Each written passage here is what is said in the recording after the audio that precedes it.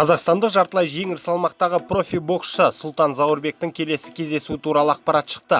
Ол 18 желтоқсан күні Алматыда MTK Қазақстан промоутерлік компаниясы ұйымдастыратын бокс кешінде жекпе-жекке шығады. Қарсыласы украиналық Владислав Мельник болмақ.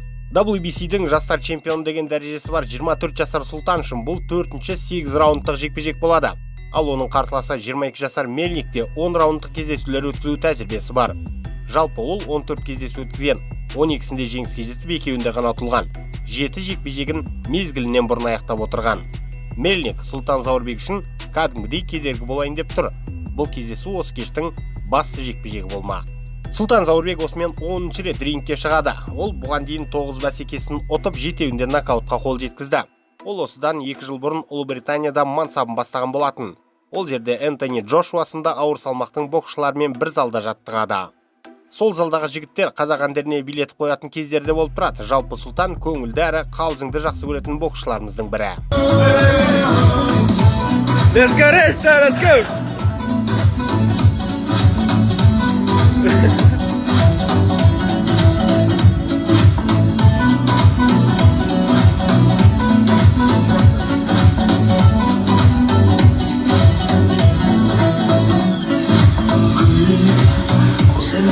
Танцуй, давай, брат!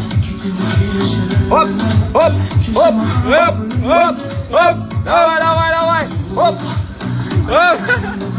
Владислав Мельник биыл 2 кездесу өткізіп үлгерді. Біреуінде жеңіске жетсе, тағы бірінде ұтылған. Ал Заурбек өткен жылдың желтоқсан айынан бері әлі жекпе-жекке шығып көрмепті.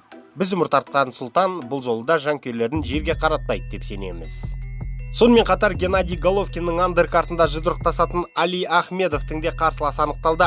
Boxrec.com сайтының ақпаратына сенер болсақ, ол әлі жеңіліп көрмеген эквадорлық шебер Карлос Гангорамен қолғап түйістіреді. 31 жасар бұл боксшының мансабында 18 кездесу өткізіп, барлығын ұтыспен аяқтаған. Оның 13-ін нокаутпен ұтыпты. Бұл сын 12 раундқа жоспарланып отыр. Ал Алиге келер болсақ, Triple G промоушен боксшысы әзірге 16 кездесуде жеңілмей, 12 бәсекені нокаутпен тәмамдаған.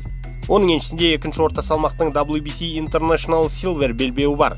Ол өзінің соңғы бәсекесін өткен жылдың қазан айында өткізді.